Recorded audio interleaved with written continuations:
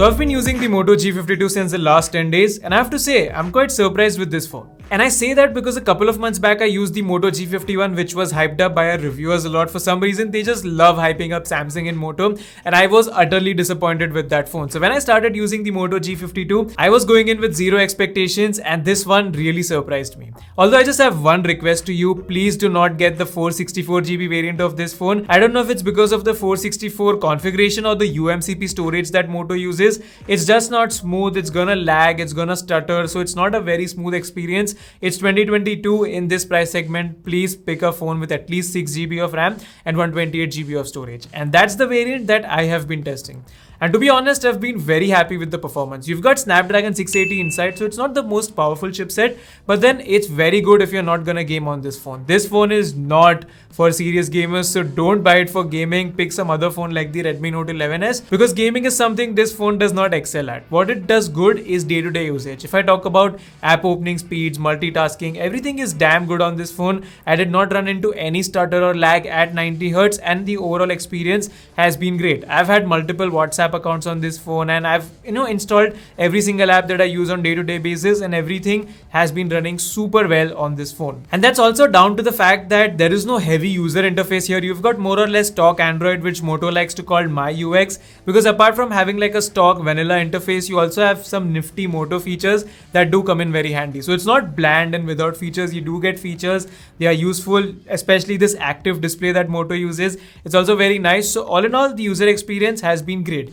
If I have to complain, there were some things that were annoying about this. So for example, if I talk about the Twitter app, I don't know what's wrong because it never stays in the memory. Once I go to Twitter and then I go to a couple of other apps, it just goes away from the memory and it reloads. This did not happen with other apps, just happens with Twitter. And there is this other thing in the notification center where it's very complicated to toggle Wi-Fi and mobile data. In some other phones with stock Android, you can add another toggle for mobile data. For some reason, it was not available on the Moto My UX. So it's very confusing when you have to switch between Wi-Fi and data. I think you can enable this with ADB, but let's face it, majority of the people are not going to use ADB. So this was one thing that I feel Moto can fix. And the last thing that I'm kind of worried about when it comes to the software interface is the fact that Moto does not give updates that quickly. Updates is not their forte. I mean, some other brands have given updates faster in this price segment. So I just hope that Moto delivers the Android 13 update, because that's the only update this phone is going to get. If you want 2 years of update, you'll have to probably go with the Samsung F23. Another area where Moto made an upgrade in comparison to the Moto G51 is the display. Now you get a POLED display. It's some kind of OLED display like AMOLED, POLED, all of them are types of OLED displays. And here the quality is actually good. It is decently bright outdoors, so you can see things outside. Plus at the same time, the colors, the viewing angles, and the overall display quality is actually pretty good. I didn't have any major complaints with it. It's got Wideband L1 certification, so Netflix and Amazon Prime are sorted when it comes to HD playback. And the overall quality, like I said, you can see it's good. It's a good display.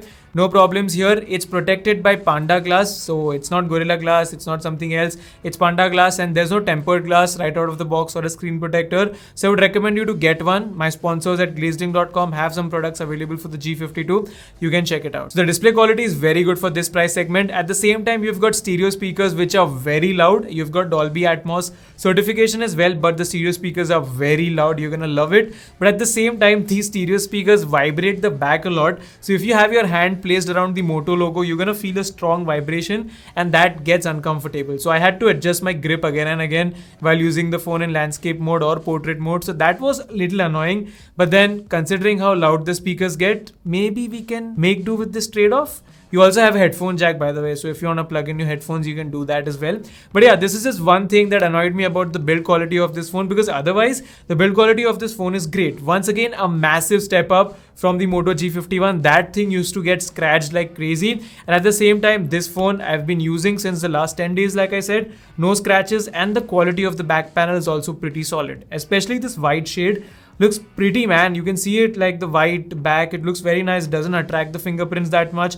At the same time, you've got this nice silver frame on the side. You've got this silver finish around the camera. The bezels on the front are not very thick like the Moto G51. So all in all, this is a pretty looking phone. The build quality is good for the price segment. It's not very heavy either, so it feels nice in the hand for the price tag. You've also got a fingerprint sensor on the right hand side of the phone, so it's like integrated with the power button. It's fast, it's smooth, and I've got no complaints with it. And you also get a 5 5000 milliamp hours of battery inside. So that is more than enough for day-to-day usage. The Snapdragon 680 is very battery efficient. So easily you can get 1.5 day even on a heavy usage. That is no problem. And if you're a moderate user, you might just end up getting up to 2 days of battery life. Plus charging is not a problem, 33 watts. So roughly it will take around 1 hour, 15 minutes. So not the fastest charging out there, but the battery lasts really long, so you don't have to worry about it. So by now you must be wondering that everything is great about this phone. The display, the build quality, the performance, the battery, everything's solid.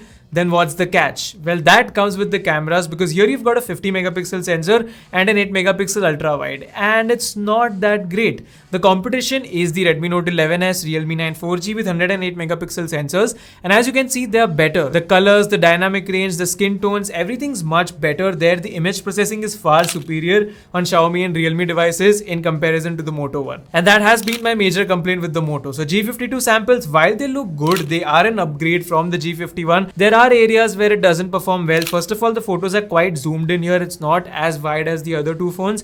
And then when you take portrait mode shot, it tends to blow out the background. The overall skin tones and the image processing is not that great. When you move into low light and indoor conditions, it kind of gets worse. The detailing is also not quite there. So all in all, Moto really needs to work on the camera a lot. The ultra wide lens is also the same thing, not that great. And the front facing camera is where you face the most hit, because the selfies are just sad, man. They are like pale and the background is overblown, and all in all, they look quite dull.